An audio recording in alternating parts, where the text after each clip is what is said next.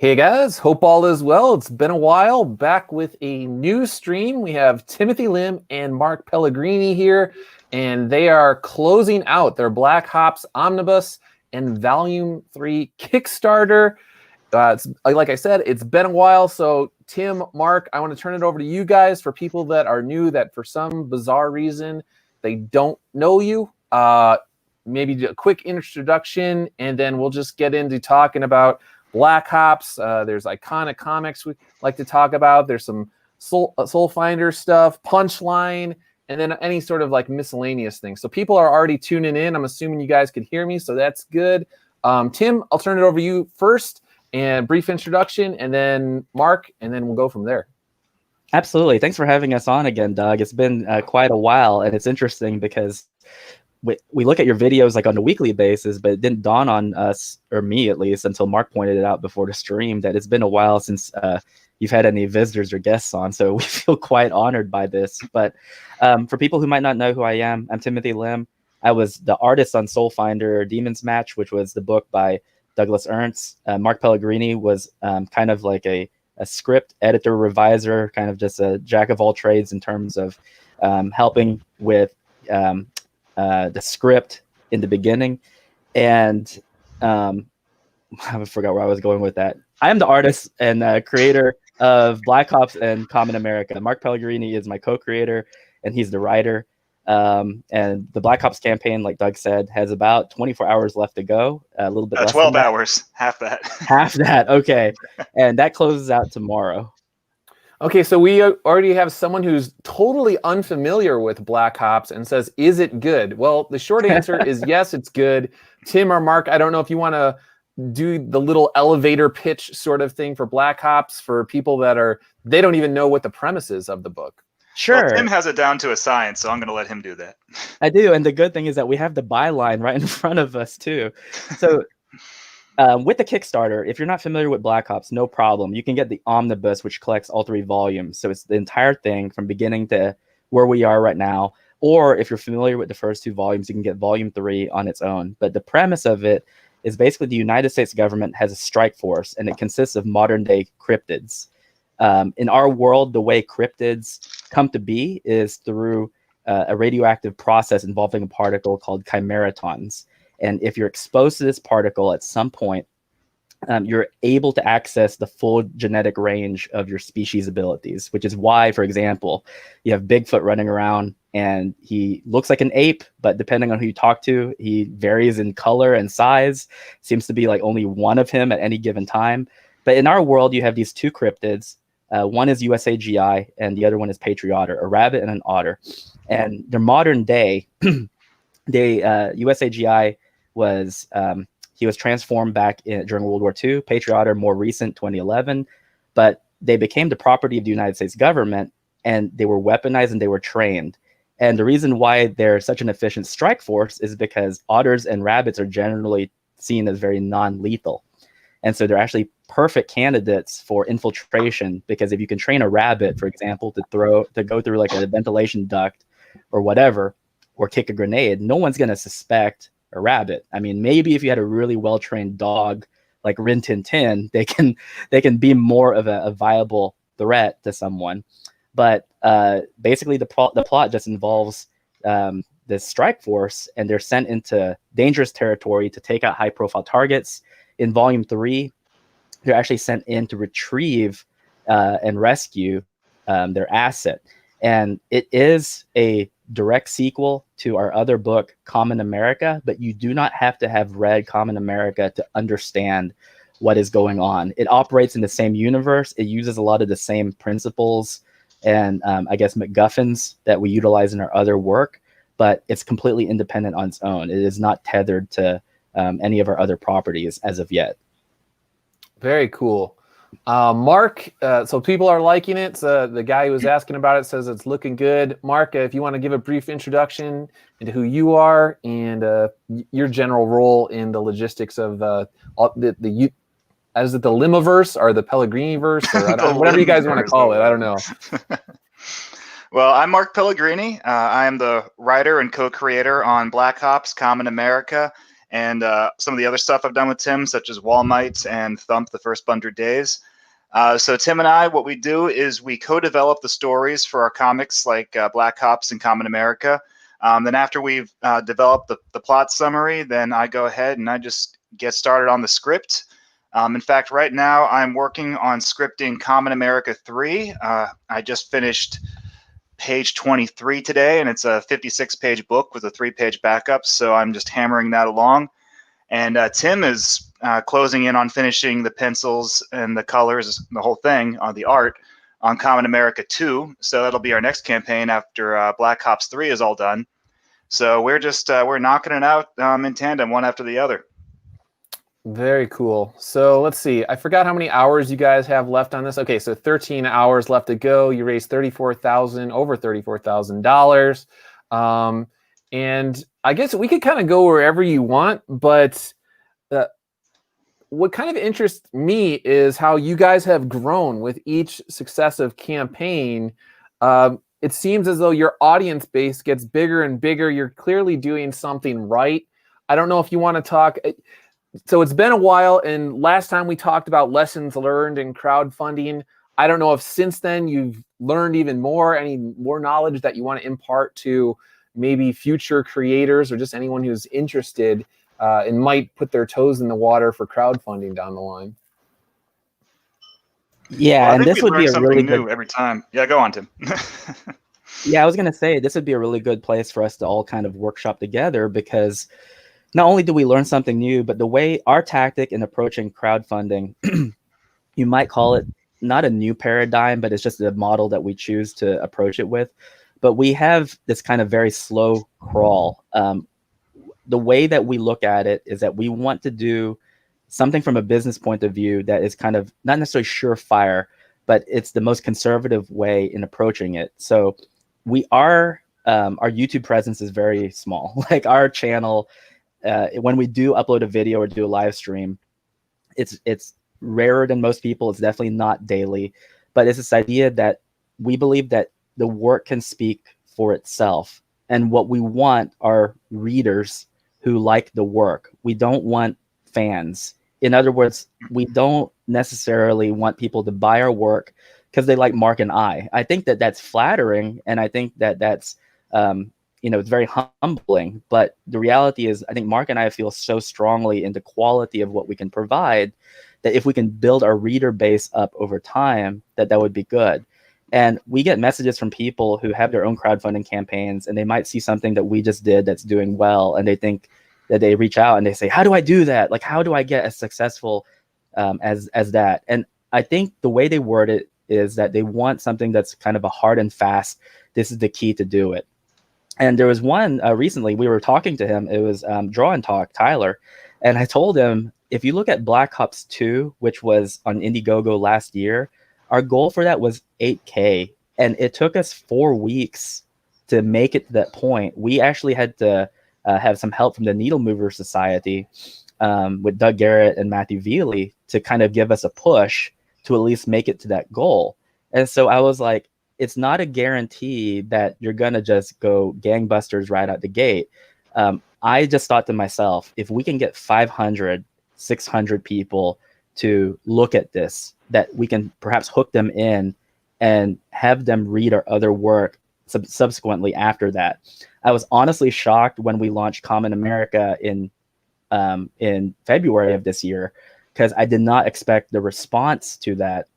But in a way, it was kind of affirmating, because it meant that I think we had generated enough good faith over 2 years of putting out consistent work that I think the tide had turned in our favor at long last, where it was like, look, our book is $10. It is the cheapest that we can go as far as what we're going to give versus what we can get. And I think by this understanding of we're going to give you the best quality product at the lowest price possible on time, with the assurance that the book is completely finished, that is our promise to you. And I think that slow and steady wins the race approach has been very beneficial for us. And the more we can impart that knowledge onto other people, such as yourself, Doug, obviously we had that success with Soul Finder last year. I think that's great. And I know for some people, they don't like to hear that because they think to themselves, oh, no, that's not what I heard. I heard that you just need to have a successful YouTube presence and bam, there you go. And it's like, yeah, but guys like Mark and I, we're kind of dry, right? Like we're not necessarily who people turn to for sage wisdom or insight. Where even though we work in academia, we're not academic. So we have to prove ourselves through the quality of the work itself, and that's the thing that we kind of put ourselves behind. We're not out to build a cult of personality. What we want to cultivate, I guess, are fans of our comics, not necessarily fans of us individually as people. We try to be nice guys. We don't want people to hate us, but we really just want people to read our books and like them on the merits of the books, not because they think we're funny on YouTube or on Twitter or wherever.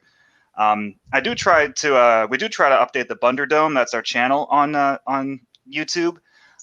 Almost weekly. I do a comic script tips show where I just discuss things I've learned while scripting comics and try to pass them along to other writers. Tim does a lot of great streams with other creators, and they talk shop and they talk their campaigns. We also have a lot of chill streams. We do a lot of just random things over on the Bunderdome that some people might dig, some people might not. But YouTube is not our bread and butter. Our bread and butter is making comics and telling stories. And our output, honestly, so when this year is over, after Common America 2 is over, I think we'll have had a quarterly schedule, wouldn't we? We did Common America 1, Wall Might 3, Black Ops 3, and then we'll have Common America 2 out before the end of the year. So no, we have the Mandalorian too. Well, the Mandalorian is Wall Might 3, yeah. Oh, I'm sorry. Yeah, you're forgetting how many books you've done. Yeah, I know. So I mean, doing 4 books a year, and they're all graphic novel length, plus the omnibus collections and the other things. I mean, we're getting our books out in volume.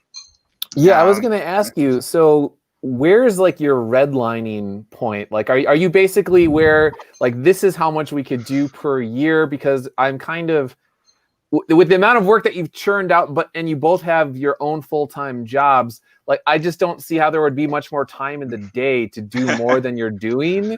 So, is this basically what people can expect per year, or will it kind of like flex here and there, or personally, I think we're only going to do 3 books a year because what it boils down to is our volume was big this year because especially with the Mandalorian fit into there. That was a book that's 32 pages. But I mean, like, we just don't stop. I mean, like, every single day we're working, but there has to be enough time in there for other things too. I mean, without going into too much detail, I had a health issue about 5 weeks ago, and it was very much stress related. So basically it was like, I got to calm down and just not necessarily cease productivity. I have to dial back in terms of how much output I want to do, because we have some wiggle room in terms of what we can produce. So I think that moving forward, Mark and I had talked about this, but we can for sure say that for next year, moving onward, our schedule is Common America. The summer book is the Black Ops book. That's an annual. And then Common America. And then it goes into repeat. So the next year it goes Common America again, Black Ops, Common America. And that way we can guarantee at the very minimum a 54 to 62 page book, full volume length, so that we can keep the price point at $10. It lets me kind of keep my sanity by being able to kind of take breaks when I need to and not overexhaust myself. And I think the pacing is good too, because Mark can write while I'm drawing, and because of the way he writes at maybe 1 or 2 pages a day, he's actually keeping up with me in terms of drawing a page a day.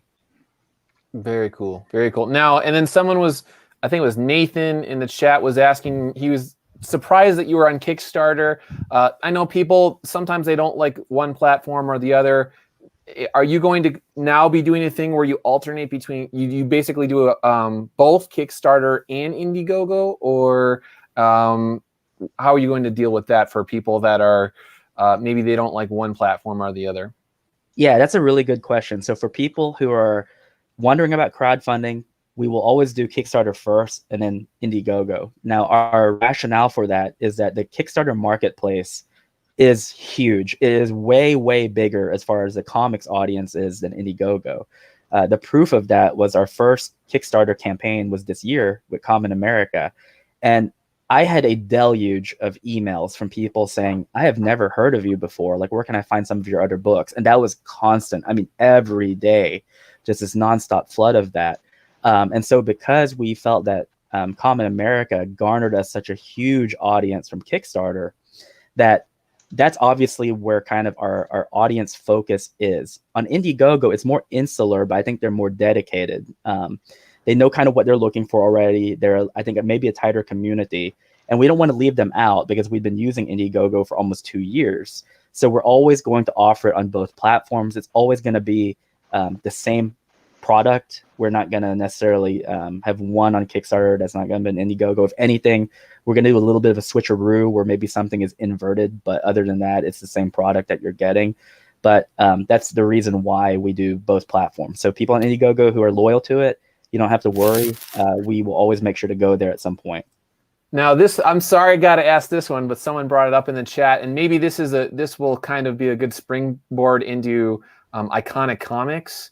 But somebody was asking about international plans for the future. I know that you've had issues in the past with international. For myself, I could say international can get very expensive. And when things don't get where they're supposed to go, it could be very stressful in terms of trying to make sure that the customer gets his book in South America or Poland or Croatia or like Hong Kong, and there's like pandemics going on. So have your feelings changed regarding international? And then I guess, that'll just lead into talking about where these books are also going to be offered in the future. Sure. So as far as our plans are concerned for international, that's something that we're constantly looking at and studying. We do not offer international because the insurance and the shipping rate is astronomical. Now, you might be thinking to yourself, well, I know that, but I'm willing to pay $30 for the shipping. Yes, but let's just start from there. Let's say you don't realize how much it costs for shipping, and then you see that the book costs $30. I have the emails that come in saying, this is a ripoff. You're charging $30 to mail a book. So then already right out the gate, there's that customer service obstacle that you run into where you have to answer that question of, well, if you go to stamps.com, if you go through the U.S. Postal Service, you will see that this is literally the price it costs to mail to your country. Okay, that's barrier one. Barrier two, you pay that. What comes with that shipping? Is it insured? Is there tracking? If I mail this to you and it doesn't show up, and let's say you live in Canada, which, believe it or not, despite the fact that there are neighbors to the north, Canada's shipping rate is astronomically high due to Canada Post being unionized. So if your package doesn't show up, what happens then? Do I refund the price of the book? Do I refund it minus the shipping? Am I out of pocket, or do we just have a no refunds policy? And then you have that customer service debacle. And then there's the customs charges that sometimes happen after you've already paid. Right. Like, I don't know if you've had that, but I've actually had that happen a couple times. And then I had a package come back from Canada for whatever reason, and then they charged me like $45. I was just like, what? Like, I know. And for example, because I think the majority of, I can list the 5 countries that are huge comic book consumers, at least in crowdfunding. You have Germany, you have Great Britain, you have Canada, you have Mexico. Australia is a really, really big one.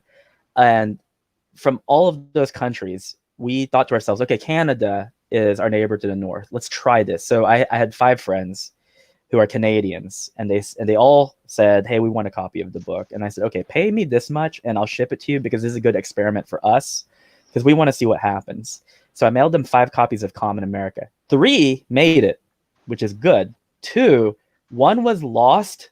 The other one was damaged. So already, statistically, 2 out of 5 not making it is not good. That's horrible, actually. And this is just a stone's throw away. We're not even going over the pond as far as shipping is concerned.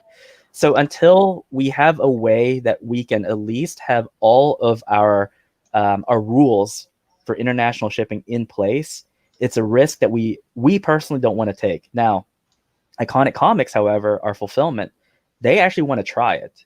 So I've been in talks with Doug as far as how we can handle this. And that's why we have this ongoing kind of research that we're doing to see how this can work. I think the way it will eventually happen is we will start off by doing international shipping to the 5 most popular countries. So if you're in like Norway or Belgium, I'm just sorry, because right now it's kind of a pilot program, but I think we're going to start there first, and we have to have in our pre-orders a very detailed rule listing on international shipping, where it's like, if you're a country that has tracking numbers, if our tracking system shows it was delivered to your residence, we cannot offer refunds or replacements, because that's it. For as far as we are concerned, our duty has been done. However, if the tracking is showing that it was not delivered, that it was just lost in limbo, then we can work around that and maybe send out another book. But like I said, you can see all the moving gears as far as international is concerned. It's very, very complicated.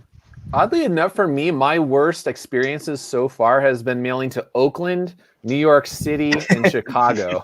The international has not been. There's been some that took forever to get there, but for the most part, there's a few cities in the U.S. where it's like, especially if it's like USPS, like the guy seems like he body slammed the package.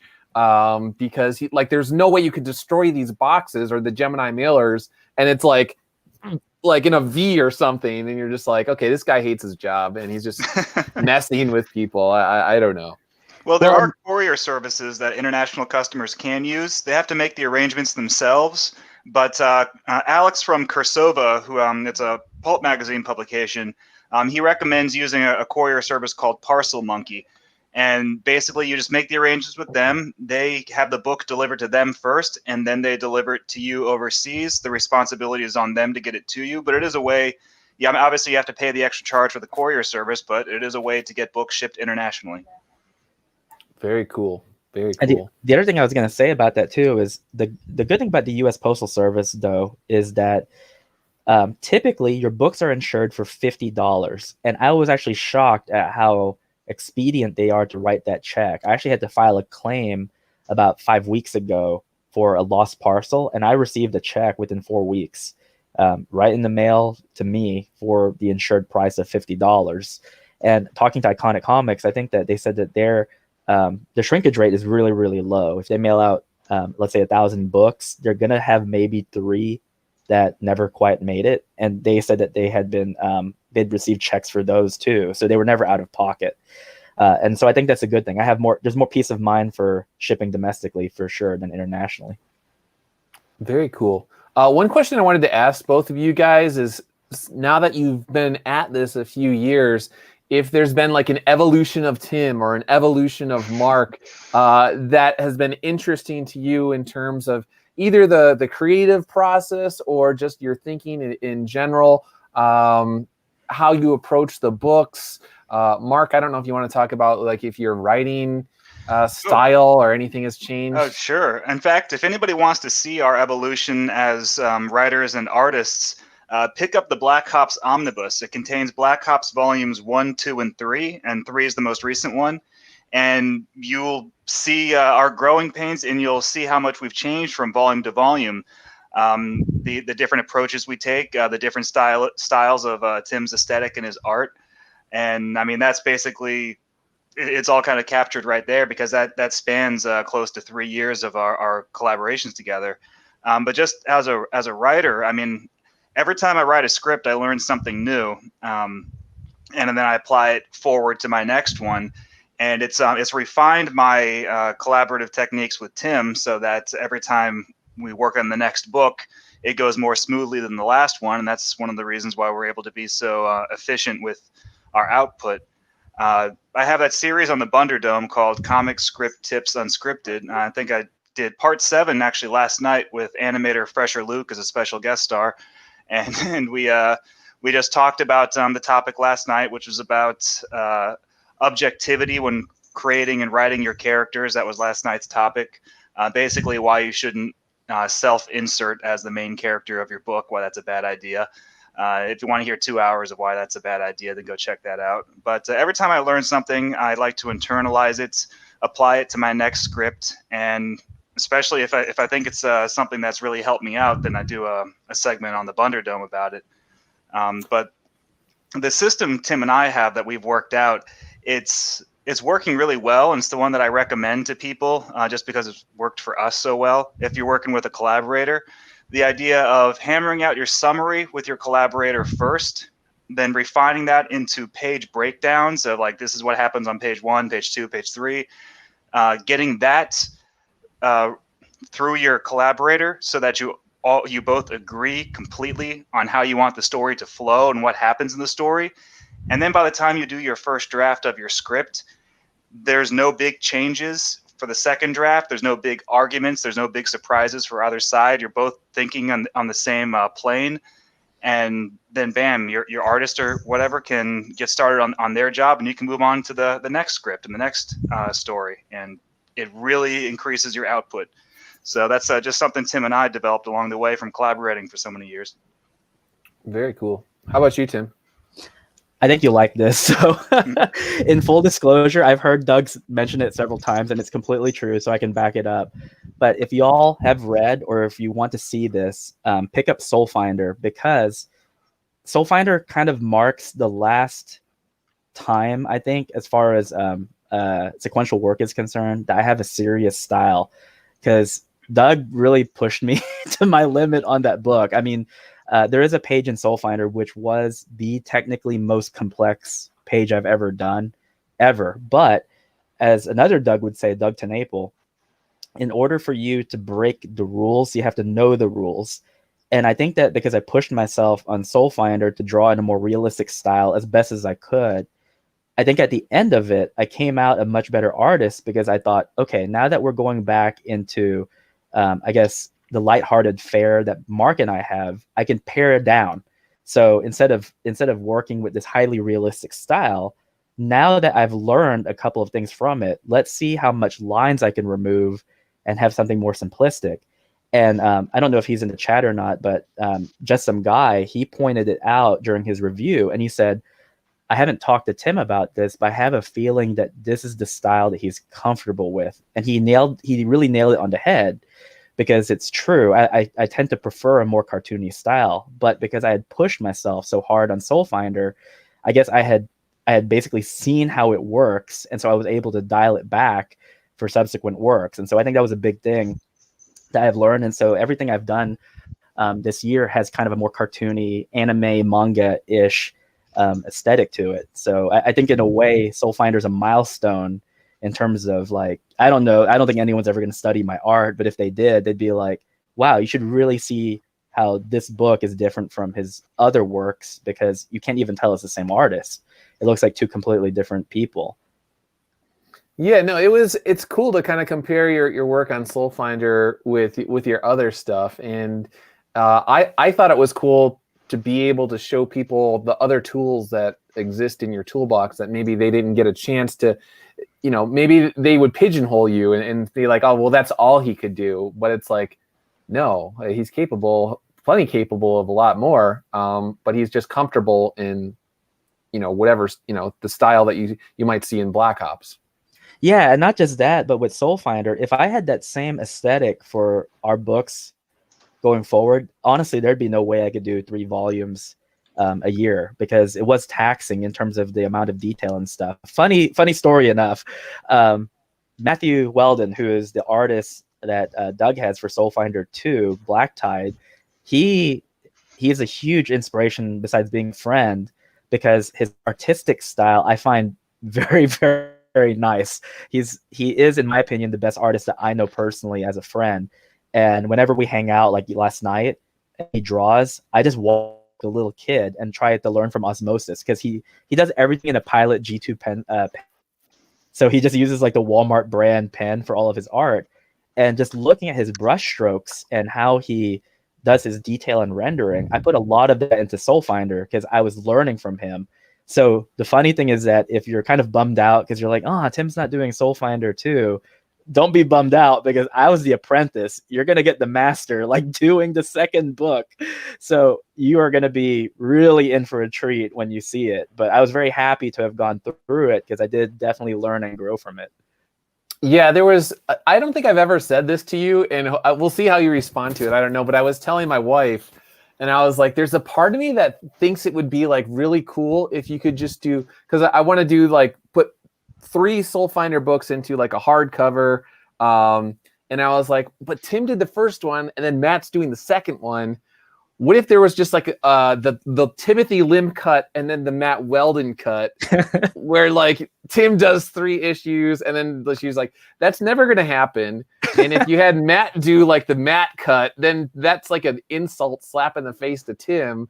So like don't even like think about like those sorts of things or whatever. But I was like, like it's cool to be able to see 2 artists and their interpretation of the characters and the world and like how they bring a different vibe to the table. And to me, it's not necessarily better or worse. It's just a different take on a different angle on the same subject. Yeah. And what I like about Matt's interpretation of things is that he does straddle that line between very westernized art and something more Eastern oriented. And your wife, this is for people, I don't think anyone's heard the story in your chat, but when we had met last year and we were having this nice dinner, your wife had actually pointed out, and she was like, Matt, his art style seems very influenced by manga. And I was like, I don't really see it. I mean, I don't know. And at dinner, like she asked him, it's like, is your art influenced by manga? And he said, yes, like it is. Here's like the 2 artists that I like the best. And I was really astonished because I was like, I guess I had never really seen it that way because it's so rendered that it reminded me more of kind of an Americanized influence. But when you strip it away and look at at the people that he looks up to aesthetically, no, they're all pretty much Japanese or at least Eastern influence. Now, I don't know how much you could talk about this. You've mentioned astute observers and punchline in Matt's work and your works and shared universe sort of things. Do you have that plan for punchline at all, or can you even talk about that, or is it just something we'll wait and see? The answer is both. Okay. It is going to happen, but we can't tell anyone right now in what capacity. But I mean, I think people who have been following, I guess, like the Antarctic Press trio, it's like the Rags creators, Punchline, and then us. We've been teasing crossovers for a while now. I know Brian Ball has talked about it. He's scripting the crossover between Punchline, Rags, and Black Hops, but it's just taken him a while because he can't really do anything concrete until Rags is finished with issue 7. So that's going to happen. But meanwhile, I mean, Mark and I definitely have like crossover stuff planned for sure. But just like you have to compare like Marvel and DC.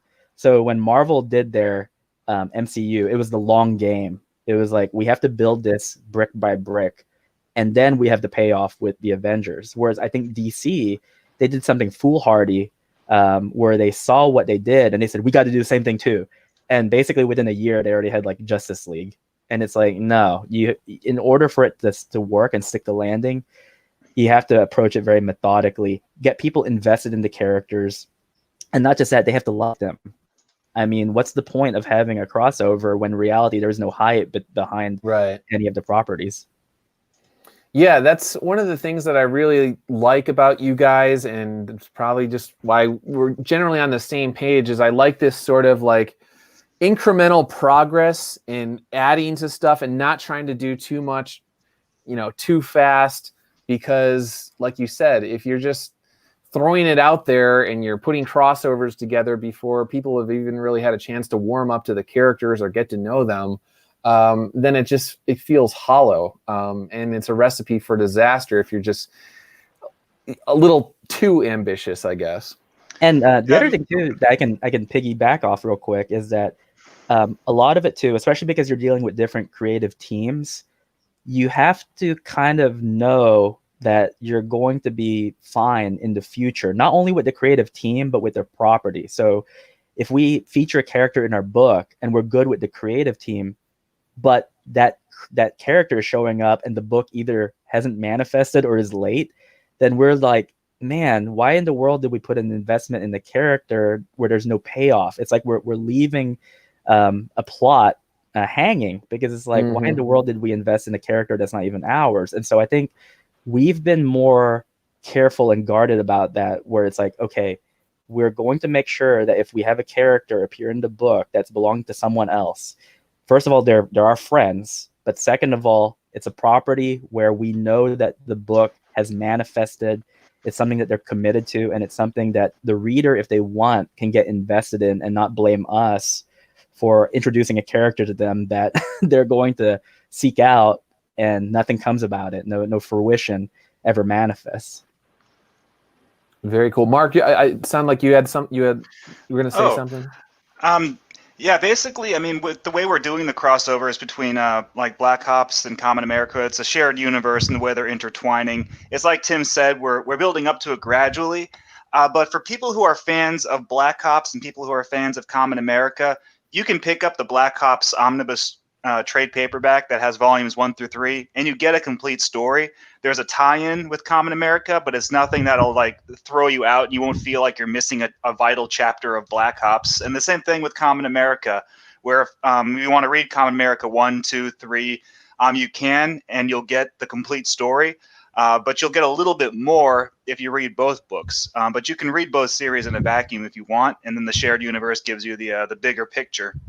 And that's just what we want to make clear to people out there who, I think people are so kind of, the idea of the big comic book universe and crossover events, you know, quote unquote, are so soiled by Marvel and DC with their 6 million tie-in books and stuff, where you can't pick up Infinite Crisis and read issues 1 through 7 and get a complete story. You've got to go and you got to read Day of Vengeance, and you got to go read Sacrifice, and you got to go read OMAC Project, and you got to go read the specials and the 6 billion crossovers just to get one coherent narrative. And obviously we're not doing that because we don't have the resources, but we also that's not the way we want to tell our stories. But we do hope that people who are Black Ops fans will give Common America a chance, and vice versa, and become fans of both properties. That's ultimately our goal, though. Very cool. So, Tim, I don't know if now would be a good time or not, but you had teased the what's in the box, the sort of like promise it's not a human head, it's not anyone's wife, like the movie Seven. Did you want to go with that now and let people know what we're talking about, or should we save that for the end of the stream? It's up to you. Let's do it now, because we're kind of assuming we're going to go for an hour. We're in the middle, so I'm guessing there's going to be the peak in terms of people watching. But this is really exciting. So as everyone knows, Doug and Mark and I were friends. We've known each other for at least 3 years. The one reason why I am confident in anything that we do relating to and with Doug and Soul Finder is because A, Mark and I have helped with the book, but B, we know that when Soul Finder 2, Soul Finder 3, Soul Finder 4 comes out, he's using the same business model and approaches that we use. So I know that for perpetuity, or for at least the foreseeable future, that Soul Finder will be a property that you can invest in, because you're guaranteed to get a book at some point. It's not going to be one of those things where you're going to be waiting on eggshells or waiting on your laurels, trying to wonder when the next volume is going to come out. It is something that's going to be there sooner rather than later. So anyway, one thing that we've also done as part of our business model is we do look at other people and see what they're doing. And I don't know if he's tuned in right now or not. He might be listening on replay, but Doug TeNapel, he's one of the professionals that we look at because he's a professional that acts professional. He has a solid business model. When you pay $25 for one of his books, it is worth $25 just from all the stuff that you get. And what we want to do is not necessarily copy it verbatim, but we want to emulate a lot of the things that I feel are very, very strong that we can aspire to do as far as customer service is concerned. So Doug and I made an investment, and the investment was, how can we enhance the customer experience when they receive what they get? So starting with Black Ops and then going into Common America 2 and Soul Finder, we have done something where it costs nothing extra to our customers. It is built in, doesn't cost you anything. It's just something that Doug and I, and with Iconic Comics, that we decided to split on. So it is this. So let me start my camera. Every person who backs any of these 3 books from now until 2021, and like I said, depending on when Soulfinder comes out, you get a custom mailer. So you get a full color box. So this is not limited in terms of 1 to 2 to 3 colors. This is definitely full color, but it's the same mailers that we have used for most of our iconic books. But you'll notice that, let me angle it so we can get it right here. So you have USA GI, you have Father Crane, you have Father Redder, you have Penelope, and then you have Carly, Common America up here. And then you have the, let's tilt it over here. And then there's the Iconic Comics logo over there as well.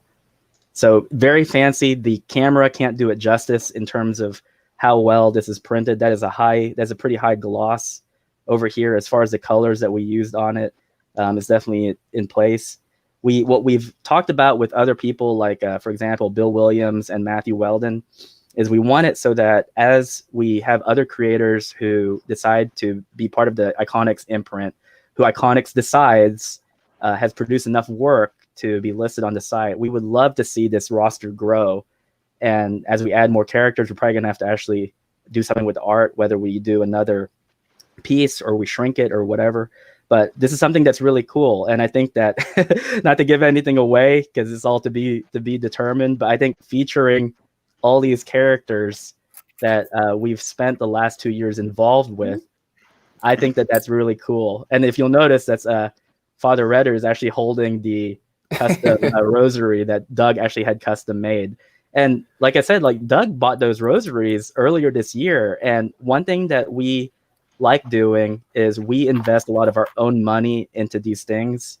It doesn't cost anything to the backers. We're actually very grateful. And one thing that Mark and I have done over 2 years is the check that we cut for ourselves is very small.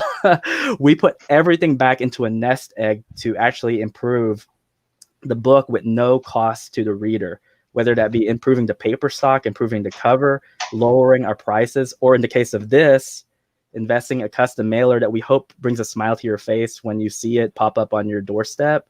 This is worthwhile to us. And maybe we're teasing something featuring all these characters together, but I don't know. If I were reading Soulfinder, Common America, and Black Ops, and this popped up, and visions of a crossover where they're all together fighting an unseen enemy, like over on this side that you can't see, I think this is really teasing something special in the future. So this is the big one. This is the thing that, starting with Black Ops, you are going to be getting. We have all of these at fulfillment. So Iconic Comics has all 7,000 of them. We ordered that many boxes, and those are what those 3 big pallets were that showed up at their garage last week. So we're really excited to get these out between now and spring of 2021. Yeah, I mean, the thing that so I hope that the readers kind of see, we were talking about incremental progress, is that when they take a step back and they look at the trajectory of all of your works and hopefully mine at the end of this year and then into next year, they're just like, yeah, these guys are constantly looking for ways to show that they care. And even though they have a lot on their plate, they're trying to figure out a way to just keep pushing or raising the bar just a little bit more. And I don't know. I think over time, that sort of thing definitely pays off. And when you mentioned putting your own money into the projects or taking the profits from the previous one and circulating it back into the next project, I think those are the sorts of things that really sort of create a bond with your readers when they know that you're sort of looking out for them. Well, not just that, but I don't know how much of this your listeners know, but as far as like what you've done with international shipping, you took care of that on your own. And the reason you did that was because you had that same mindset that we had, which is, I want people to read the book The money, yes, the money is good because you have to be able to fund yourself, but you actually pay out of pocket. Gave a lot of people a huge discount on the international shipping just to be like, I want you to read this. Like, please get a physical copy, check it out. I really want you as a reader. And that's tough for a lot of people. They, a lot of them see the money first, and I get it, that's important. But you do have to, if you feel that much about your product, you have to invest as much of yourself into it as you can. And so I had that talk with Mark, and I said, just to let you know, Doug and I are going to pull the trigger on this. We had talked about it before, but now is an opportune time to do it. And, Mark was very happy to say, yes, let's do it. Let's give people a show. They deserve it.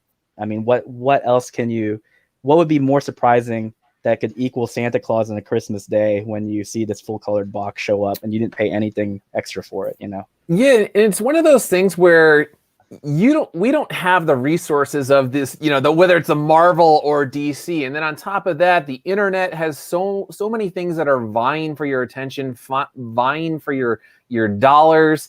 We could even talk about Mark, I saw your the Teenage Mutant Ninja Turtles toys and Baxter and all this sort of stuff. So many things that are vying for your dollars, and it's like you have to find a way to rise above all that noise and let people know, like, hey, we have a product here and we believe in it, and if I could just get it into your hands, you'll see like if you believe in it and it's good, it's like, okay, if I could get it into the international customers' hands this first time around, I know that if the book is good, the art's good, then I'll be able to retain those customers on the next time. So on the front end, yeah, I'm losing money, but when you hear back from people and you get the emails and they're just like, wow, whoa, this is like actually like, the square binding and the paper stock and the story and the art is like, this is a lot more than I was expecting. You're like, okay, then you could breathe a sigh of relief.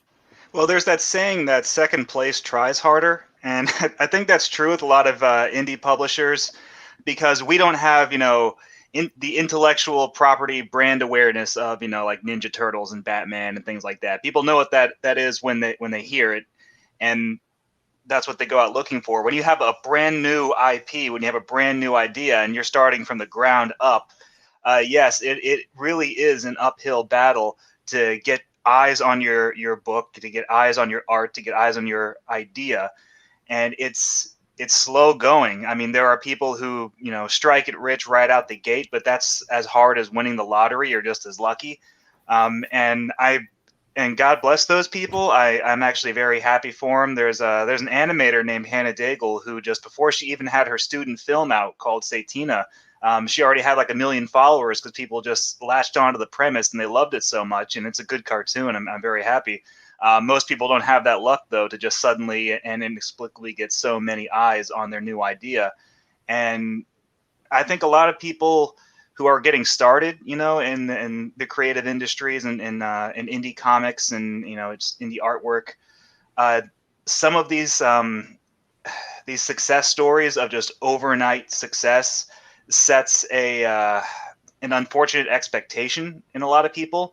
They think that maybe their first crowdfund is going to be $1 million book or $100,000 or something like that, when that is very rare. And the majority of cases is you're going to do a little better each time. You're going to build your reputation slowly but surely from the ground up. If you do everything right, you meet your deadlines, you get your product out on time, you make a good product, and you fulfill your promises. And that takes a while. And a lot of people out there are more anticipating a quick buck when that's really not what it is, at least if you want your product to be good. I think that all of us also have the other issue. I mean, it's liberating in a way, but like whether it's the premise of Black Hops, I know like a lot of people are like, I don't know about that. But then once they get it, they're like very happy with it. Similarly, I got a DM yesterday from someone on Twitter who they were unfamiliar with Soul Finder, and he goes, wait, let me get this straight. You're telling stories about heroic Catholic priests and you actually like give out rosaries on your Twitter feed? And like, he's like, I think you have a customer for life, because he was like a Catholic guy or whatever. And I was like, actually, like a couple years ago, if you were talking to some people, they would say like, okay, the guy who works for the Washington Times who's putting out political stories every day, and like, do not talk about any sort of politics whatsoever. Simultaneously, you probably don't want to tell that story about like heroic Catholic priests or something like that. And it's like, no, I'm going to do what I want. I'm doing the story that I want, and whatever happens, happens. But this is the story that I want to tell. Well, and not just that, but there's something unique in your situation too, which is I knew you from YouTube, obviously. So that's been a blessing, because obviously we wouldn't have known each other had you not, for years, had a channel devoted to creating this content. And we were talking about before the stream that you've kind of dialed back on the streaming. If we're lucky, we get like 1 stream a week now. But on the other hand, I think that in a way that's good, because as you focus to the creator position, it's almost, whether you're aware of it or if it's subconscious, you now have the peace of mind of knowing that people are buying Soul Finder because they've heard that it's good, or they're buying another copy because they've read it and they know it's good. And you know that they're not buying it because you're a celebrity. In my mind, I think that's a very key point, because it's like, you can make $1 trillion all day, but there might be a part of you that thinks to yourself, like, am I doing well because the work is good, or is it simply because of who I am as a person? And some people, the two might be intermingled with each other, the two might be divorced of each other. But I think as content creators, you would want the situation where people actually don't really care about who you are. They care about the work. They think that the work speaks for itself. And I know that it does, because I was having dinner with the Iconic Comics people last night. And even they said, they were like, man, those Soul Finder books, like, they sell really well. I'm glad that Doug sent us like a lot of them, because on the regular, we're having to fulfill those orders. And they were running through the numbers last night. And I was like, no, that makes me feel good, because Mark and I like to think that we associate ourselves with people who are very like-minded in terms of the dedication to the craft. And that is the bet in terms of our association that we're willing to take. And when you have like Iconic Comics, who looks at it, seems good, good reference, good word of mouth, when they see those numbers coming in and they're like, yeah, you know, we're filling anywhere between 2 to 15 books a day of the Soul Finder title, they like it, because it means, hey, this is a really good horse that we backed. And I think that's something that you should be proud of, because you're not out there every day trying to shill your book. You have a day job and you have other things going. It is simply the wheel in motion that's kind of taking its turn. Yeah, and it's one of those things where these days I spend a lot of time like doing research for future books. So it's like, okay, I could either spend 4 hours after work doing this YouTube video, and then YouTube's gonna like mess with me some way, shape, or form, or it's not people, you know, it's not gonna get as much traction for whatever reason, algorithms and adpocalypse junk. Or I could spend 4 hours reading a very good book that I think will basically replenish my creative well for stories for 2021 and 2022. Yeah, it's fantastic, and it's good that you're able to. I think you've probably mentioned this on the air, but I'll repeat it again because I just think it's such a great story. So it is daunting when you write your first script. I mean, Mark and I, our first comic was My Hero Macadamia, and just remember, it was like, oh my gosh, we have no clue what we're doing. And so when it came time to Soul Finder, I think you trusted us enough. You spent time with us in Florida, and it was fun to have kind of those round table sessions where we're like, okay, from a very technical point of view, this is how it's done. And we just went over your script for Black Tide a few months ago, and we basically had only one pass around, because it was like, you've learned, like, you did it once, the training wheels are off, you're on your own, and you've already done it. You really don't need like Mark and I, because you've already gone through that hoop or that obstacle. And then now the success that you make is all your own, because it's something that you've had already that trial by fire, and you've already had a taste of how you do it. And then now you're doing work to come up with the material for your subsequent volumes. Yeah, well, the other thing that I really like about you guys is it's always good to have somebody in your corner who's going to to tell you the truth about, if there's something that's problematic in the script or like a warning, red flag, like you may want to work on this or whatever. I like having you guys there because you're going to say, well, you might want to have this in mind. I don't know if you saw this, but think about that, and so that's another one of those things where I hope when people see streams like this and they see the way that we interact on Twitter, and it's like, oh no, this is a network of guys that genuinely like each other and they're all trying to help each other out, and there's sort of like a selfless, like whatever Black Ops does or Common America, it's like, yay, I'm happy for you guys. If you guys made like 100,000 on your next project and like I made like, I don't know, whatever I made, if I make the exact same amount or maybe like a few $1,000 more, then I'll be like, okay, I'm happy. But like, there's no sort of like weird envy in like this group of guys as far as I can see. Yeah, well, we're seething on the inside. We're absolutely living. Well, and the funny thing about it too is that I think part of it is that this is a hobby, and I've said on a previous stream about professionalism that I think like envy and jealousy, those tend to be pejoratives that tend to revolve around much younger people, because once you end up becoming a mature adult, you're going to have friends who some of them are more wealthy than you, some of them are poorer than you, some of them have a different job, some of them might have maybe a girlfriend who's like really cute, or a boyfriend, or whatever it might be. But the reality is that you've already made it to a point where you find joy in being content with what you have, and being able to meet that threshold of contentness is what matters to you, because you have no control over what other people do or what other people have. And that's what I've always liked about our working relationship, is that it's like, look, we surround ourselves with people who want our best interests. Like Matt Weldon, the one reason why he and I and Mark are such good friends is Matt is the most talented artist that I personally know, but he's also the most humble artist I know. Like the other day, I think I showed that video to Mark, but we wanted to give the Iconic Comics guy a gift. So we were in his house and his dog was there. And so Matt was like, I told Matt, I said, you should draw his dog in his copy of Punchline. And so he just takes out that Sharpie and just starts drawing this dog without even penciling it. And I'm watching him like print it like a human printer. And I'm like, that's incredible. And he's like, it looks like crap. Like, I wish I had like a thinner Sharpie. I was like, dude, no, keep on going. That's great. But we kind of feed off this energy where he's humble enough to know that he has his own personal limitations that I can't see. But on the other hand, I'm feeding into him where I was like, I want you to succeed. I want you to, I remember during the whole Punchline campaign, I was like, I know that you guys are having a little bit of trouble in terms of your 2-man crew. You guys have got to go with Iconic Comics, because I'll put in a good word in for you. You get the let out. We know that the books are going to be good. We know that people are going to be happy with them, and I'm very happy, and they're happy when we can feed off each other and kind of do it very synergistically.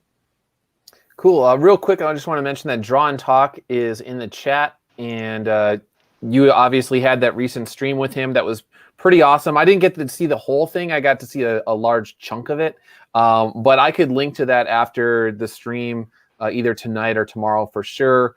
I don't know if you wanted to give a real quick kind of overview of what you guys talked about, and then maybe we could, I don't want to keep you guys too late. We could basically wrap it up and just let people know that the Black Ops Omnibus and Volume 3 campaign is ending soon, and I don't think it's updated the hours. No, there it goes right now.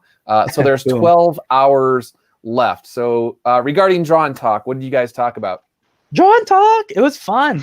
Tyler's a really cool guy. We talked about crowdfunding. We talked about our inspiration and stuff like that. He has a great channel. So people in the chat, if you click on his icon, you can go to his channel, Draw and Talk, and listen to Mark and I cut the rug with Tyler. It was a lot of fun, and hopefully we'll be able to do it again soon.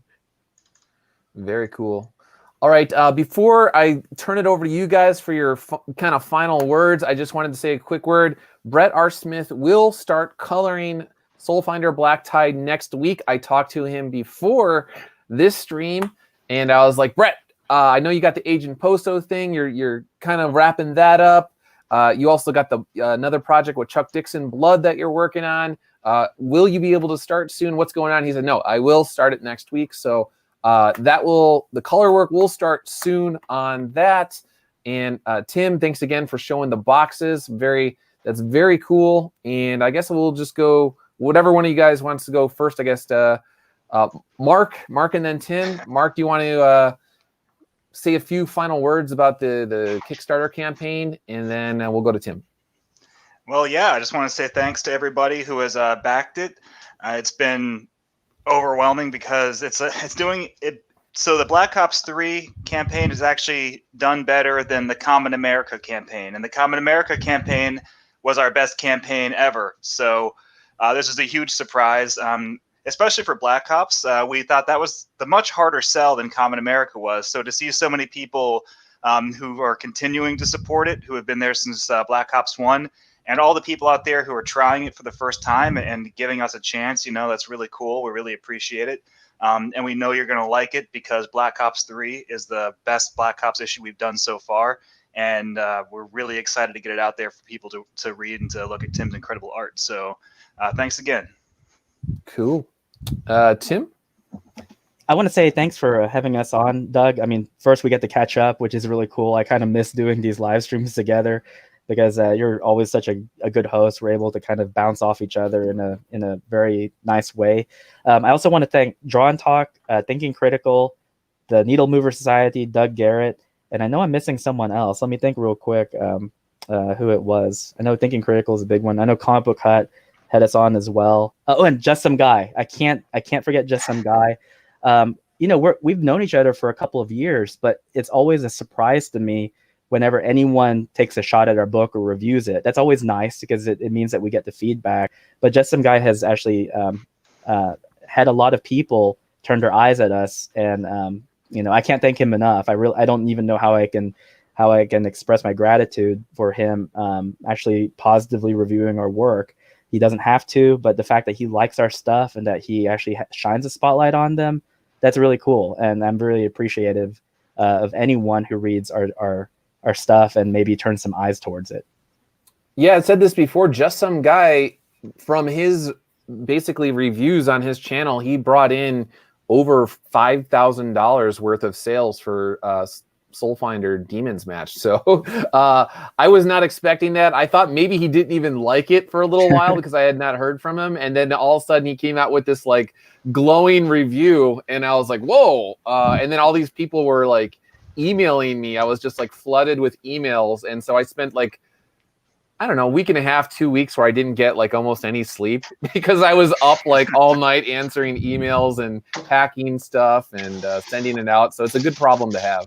For your listeners in the chat who might not know, Just Some Guy, if I'm not mistaken, I think he actually said that Soulfinder was the best crowdfunded book that he picked up last year. And, like Doug said, we didn't know what he thought about it. We knew that he backed it because he told us, but we hadn't heard anything for a while, and we didn't want to be like, hey, what do you think of it? Because in a way that's like really awkward and almost kind of rude because it puts him on the spot. But then he came out and said, no, this is a really good book. And I was really happy that he thought so, because his opinion tends to be very, very well worded and critical. So that was one review that we listened to very intently to see what he had to offer and say. Sorry, there's some people that just tuned in and they were talking about how they came to the book via Just Some Guy.